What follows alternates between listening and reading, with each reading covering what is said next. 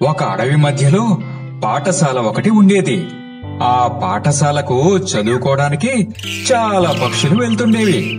అవన్నీ సరదాగా కబుర్లు చెప్పుకుంటూ తినుబండారాలు తింటూ ఆనందంగా గంతులు వేస్తూ పాఠశాలకు వెళ్లేవి. బుజ్జి పిట్టలారా, శుభోదయం. చదువు పండుగ మొదలు పెట్టేద్దామా? టీచర్, చదువు వల్ల ఉపయోగం ఏమిటి? మేము గాలిలో ఎగురుతాం, గూళ్ళు కడతాం, అవి చాలు కదా? అది మంచి ప్రశ్న కిట్టి. గూడు కడతారు సరే, మరి గూడు ఎలా కట్టాలో నేర్చుకోవాలి కదా. పక్క పక్షుల గూళ్ళను చూసి బాగా తెలుసుకోవచ్చు. నేర్చుకోవడమే మన శక్తి. చదువు అనేది నీళ్ళలా అందరికీ అవసరం. జీవితం హాయిగా ఆనందంగా గడపాలంటే విద్య తప్పనిసరి.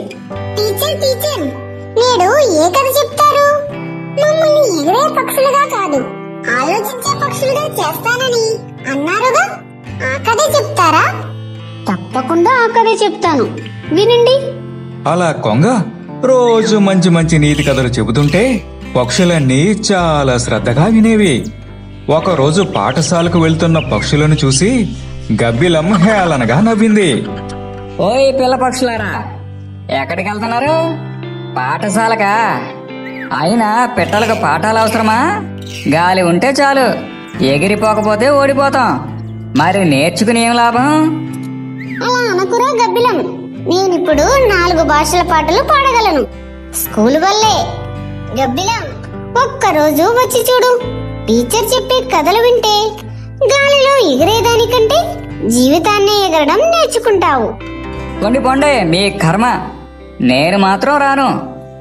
ఎవరిని చెప్పినా వినకుండా పక్షులు రోజు పాఠశాలకు వెళ్తుండేవి. ఈ రోజు మనం గూడు నిర్మాణం నేర్చుకుందాం. పావురమా, నువ్వు ఏ విధంగా కట్టావో చెప్పు.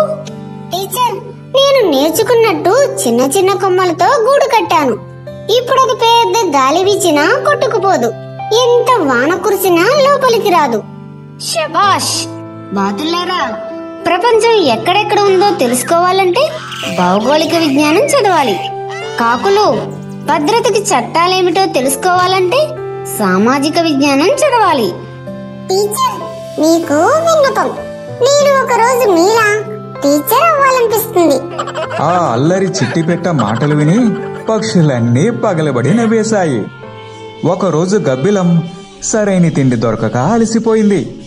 ఇక చేసేది లేక నిల్వ ఉంచినవి పాడైనవి తినడంతో దాని స్టమక్ అప్సెట్ అవుతుంది.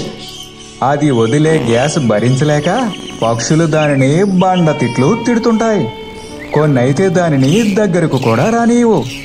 దాంతో అది దిగులుగా కూర్చుంటుంది. ఆ ప్రక్కనే చదువుకునే పిట్టలు మాట్లాడుకుంటూ ఉంటాయి. నిన్న టీచర్ చెప్పింది గుర్తుందా? ఏ పనైనా ఆలోచించి చేస్తే తప్పులు తక్కువగా ఉంటాయి. కొంగ టీచర్ బోధించింది కదా, పలుసులు తింటే ఆరోగ్యం బాగుంటుందని. ఇప్పుడు చూడు, మనం ఎంత బలంగా ఉన్నాము. ఆ మాటలు విని గబ్బిలం ఆలోచనలో పడుతుంది. అరే, చదువంటే కేవలం పుస్తకాలు కాదు, జీవితం ఎలా నడిపించాలో చెప్పేదే కదా. రేపటి నుంచి నేను పాఠశాలకు వెళ్తాను. కొంగ టీచర్ బోధన అద్భుతంగా ఉంటుంది. పుస్తకాలు చదివించడం, చిత్రాలు గీయించడం, కథలు చెప్పడం, పాటలు పాడించడం. స్కూల్ ఒక పండుగలా ఉంటుంది. మొదటి రోజే కొంగ టీచర్ చెప్పిన కథ విన్న గబ్బిలం ఆశ్చర్యపోతుంది. టీచర్, నేను ఎంతకాలం తప్పు చేశాను. చదువు వల్ల ఓ కొత్త దిక్కు కనిపించింది. ఎగిరే రెక్కలకే కాదు, ఆలోచించే మెదడుకు శిక్షణ కావాలి. బాగా చెప్పావు గబ్బిలం. మన చిట్టి గాల్లో ఎగిరేది, నువ్వు బుద్ధిలో ఎగిరావు. చదువు అంటే కేవలం పుస్తకాలే కాదు, జీవితాన్ని గెలుచుకునే సాధనమని, విద్యే నిజమైన రెక్కలు అని ఆ అడవిలోని పక్షులన్నీ గ్రహించాయి. సంతోషంగా జీవించాయి.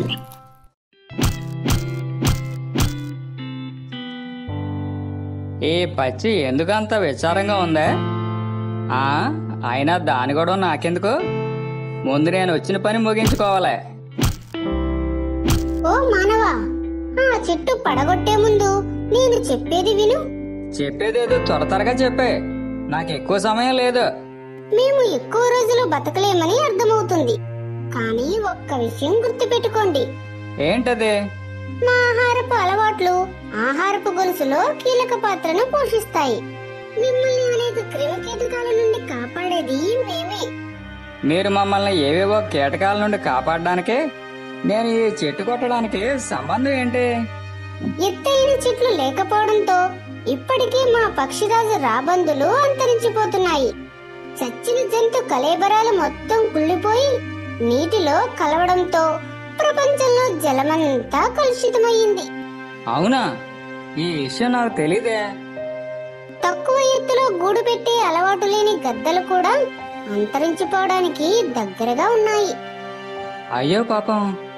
ఈ భూమిపై అత్యంత అందమైన జీవితం మాదే అని, పక్షిలా ఎగరాలని ప్రతి ఒక్కరూ కోరుకుంటారు.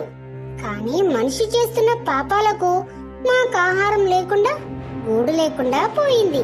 నువ్వు చెప్పేది ఏంటంటే చాలా బాధగా ఉంది. మీ పంటలను నాశనం చేసే క్రిములను మేము తినకపోతే ఒక్క ఆహారపు గింజైనా మీ చేతికి వచ్చేదా? ఖచ్చితంగా వచ్చేది కాదు. మరన్నీ తెలిసి మీరు చేస్తుందేమిటి? ఇది మాతో అంతమవదు. మొత్తం ఆహారపు గొలుసే అతలకుతలమవుతుంది. మీ మానవులు కర్మఫలం అనుభవిస్తారు. మేము చెట్లను నరకడం వలన ఇంత వినాశనం జరుగుతుందా? పక్షులకు హాని చేయడమే కాకుండా మాకు మేమే ఆపద కొని తెచ్చుకుంటున్నాం. ఇలా జరగడానికి వీల్లేదు. మార్పు నాతోనే మొదలు కావాలి. పక్షుల రక్షణకై పాటుపడుతున్న ప్రతి మానవుడికి కృతజ్ఞతలు తెలుపుకుంటున్నాం. మా ఆవాసాలు అడవులు మాత్రమే కాదు, అంతకన్నా జనావాసాల్లో ఉన్న మహావృక్షాలే మాకు నిజమైన జీవనాధారాలు. ఒక అడవిలో రకరకాల పక్షులు ఉండేవి. అవన్నీ ఒకరోజు తమలో ఒకరిని రాజుగా ఎన్నుకోవాలని సమావేశం ఏర్పాటు చేసుకున్నాయి. రాజు కావడానికి అర్హతలేంటి? తెలుపా నలుపా అని అడిగింది కాకి. తెలుపు నలుపుతో సంబంధం ఏముంటుంది? రాజు కావడానికి బలము, బుద్ధి, అర్హతలుగా ఉండాలి అన్నది హంస. అలా అవన్నీ చాలాసేపు చర్చించుకున్నాయి. చివరికి ఎవరు అందరికన్నా ఎత్తులో ఎగురుతారో వారే రాజు అని పక్షులన్నీ నిర్ణయించాయి. పోటీలో చాలా పక్షులు పాల్గొన్నాయి. ఒక పేరు లేని పక్షి కూడా ఈ పోటీలో పాల్గొంది. కోయిల ఎలవేసి పోటీ ప్రారంభించగానే అన్ని పక్షులు ఒక్కసారిగా ఎగరడం మొదలుపెట్టాయి. అన్నింటికన్నా గ్రద్ద చాలా పైకెగిరింది. అన్ని పక్షులు గ్రద్దే రాజు అని అంటూ ఉండగా హఠాత్తుగా గ్రద్ద రెక్కలలో దాక్కున్న పేరు లేని పక్షి బయటకు వచ్చి ఇంకా పైకి ఎగిరిపోయింది. పాపం గ్రద్ద అప్పటికే బాగా పైకెగిరి ఆయాస పడడం వల్ల పేరులేని పక్షిని దాటలేకపోయింది. పేరులేని పక్షి నేనే రాజు అని సంబరపడింది. నేనే రాజు. పక్షులకు అది మోసం చేసిందని తెలిసిపోయింది. తరువాత మళ్లీ పక్షులన్నీ ఆలోచించి ఎవరు నీటిలో లోతుగా వెళ్లగలరో వారే రాజు అని ప్రకటించాయి. బాతు నీటి లోపలికి వెళ్ళింది. అది ఈదుకుంటూ చాలా లోతుకు వెళ్ళింది.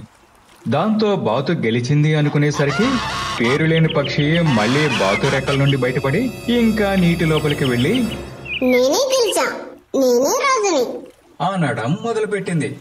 మిగతా పక్షులకు దాని ప్రవర్తన నచ్చలేదు. అవన్నీ మోసకారైన ఆ పక్షికి బుద్ధి చెప్పాలని అనుకున్నాయి. దాన్ని ఒక పొలంలో బంధించి ఒక గొడ్లగోబను కాపలాగా పెట్టాయి. గొడ్లగోబ చాలా కష్టపడుతూ నిద్ర లేకుండా కాపలా కాసింది. కాని అయితే ఒక్క క్షణం నిద్రను ఆపుకోలేక కునుకు తీసింది. ఇంకేం, అదే అదనుగా అప్పుడు పేరులేని పక్షి రయ్యనెగిరిపోయి మాయమైపోయింది. విషయం తెలిసిన అన్ని పక్షులు గొడ్లగోబను నిలదీశాయి. అందుకే గొడ్లగోబ ఎప్పటికీ పక్షులకు మొహం చూపించలేక రాత్రి మాత్రం బయటకు కనిపిస్తుంది అంటారు. ఒక దట్టమైన అడవి ఉండేది. అక్కడ అనేక పక్షులు సామరస్యంగా సంతోషంగా జీవించేవి. అయితే వేసవికాలం రానే వచ్చింది. ఈ కాలంలో పక్షులు వేడిని తట్టుకోలేక హడలిపోయేవి. ఒకానొక చోట ఒక నెమలి ఉండేది. దానికి చాలా అందమైన ఈకలు ఉన్నాయి. ప్రతి పక్షి దానిని బాగా మెచ్చుకునేది. దాని గుబురు ఈకల కారణంగా నెమలి ఈ వేసవి వేడిని తట్టుకోలేకపోయింది. దానికి కావలసిందల్లా వర్షం వచ్చి దుర్భర వాతావరణం నుండి ఉపశమనం కలిగించడమే. ఒకరోజు నెమలి దట్టమైన మేఘాలు ఆ అడవి వైపు వస్తుండడం చూసింది. దాంతో దానికి చాలా ఆనందం కలిగింది. భారీ వర్షం పడుతుందని, అన్ని పక్షులు మండే వేడి నుండి తప్పించుకుంటాయనేది భావించింది. నెమలి తన ఆలోచనలను కూడా పూర్తి చేయలేదు. మేఘాలు గర్జించాయి. ఒక్కసారిగా దానిపై వర్షం కురవడం ప్రారంభమైంది. నెమలి తన అందమైన పురిని విప్పి వర్షంలో నాట్యం చేయడం ప్రారంభించింది. అన్ని పక్షులు గాలిలో ఎగురుతూ కేరింతలు కొట్టసాగాయి. ఒక చెట్టు కొమ్మ మీద కూర్చుని ఉన్న కోయిలు కూడా వర్షంలో తడుస్తూ చాలా సంతోషంగా ఉంది. అది అందమైన నెమలి నాట్యం చేయడం చూసి పాడడం ప్రారంభించింది.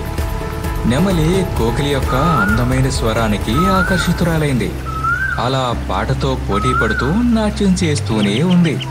కొంతసేపటికి తనే పాట కూడా పాడుకుంటూ నాట్యం చేయాలని నెమలికి కోరిక కలిగింది. అనుకున్నదే తడవుగా అది పాడడం ప్రారంభించింది. కానీ సరైన స్వరం బయటకు రాలేదు. దాని గొంతు అస్సలు బాగాలేదు. చిన్న కోయిల పక్షిలా కూడా పాడలేకపోయానని తెగ బాధపడిపోయింది. నిరాశతో నెమలి నాట్యం చేయడం మానేసి బుల్లి పక్షి ఎలా పాడుతుందో గమనించసాగింది. అది సంతోషంగా లేదు కదా. కోయిల అద్భుతంగా పాడుతుండడం చాలా అసూయను కలిగించింది. వర్షం ముగిసే వరకు నెమలి వేచి చూసింది. వర్షం ముగిసిన తర్వాత అది కోయిల దగ్గరకు వచ్చి, నీకు సిగ్గులేదా? నాలాంటి పక్షులు నీలా పాడలేవని నీకు తెలుసు, కానీ నువ్వు మమ్మల్ని ఎగతాళి చేయడానికి పాడుతూనే ఉన్నావు అని తిట్టింది. ఆ మాటలకు కోయిల చాలా బాధపడింది. మిత్రమా, నేను చూసిన అత్యంత అందమైన పక్షివి నువ్వు. నువ్వు పాడలేకపోతేనే నీ రంగురంగుల పించాలు నిన్ను అందరికంటే ప్రకాశవంతంగా చేస్తాయి. నాట్యం చేయగల అందమైన పక్షిగా ఉండటం నీ జన్మకు సార్థకత. అది విని నెమలి ఆలోచనలో పడింది. కోయిల మళ్ళీ ఎలా కొనసాగించింది. ఇంత అందమైన ఈకలతో గొప్ప నాట్యకారినిగా నువ్వు ఉండడం నీకున్న గొప్ప వరం. నీకున్న దానితో నువ్వు సంతోషంగా ఉండాలి. నాకు నీలా అందమైన పించాలు లేవు. నేను నీలా నాట్యం చేయలేను. అయినా నా పాటతో నేను సంతోషంగా ఉన్నాను. మిత్రమా, నేను నిన్ను బాధ పెట్టి ఉంటే నేను పాడడం మానేస్తాను. దాంతో నెమలి తన తప్పును గ్రహించింది. అది కోయిలకు క్షమాపణలు చెప్పింది. తరువాత కోయిల మధురమైన పాటతో నెమలి అందంగా పురివిప్పి నాట్యం చేస్తుంటే అడవంతా సంతోషం పరుచుకుంది. ఈ కథలో నీతి ఏమిటంటే, మనం మన దగ్గర ఉన్న దానితో సంతోషంగా ఉండాలి. అలా కాకుండా ఇతరులతో మనల్ని మనం పోల్చుకోవడం వలన నిరంతరం దుఃఖమే మిగులుతుంది. అప్పుడు మనం మన దగ్గర ఉన్న గొప్ప లక్షణాలన్నింటినీ కూడా కోల్పోతాం.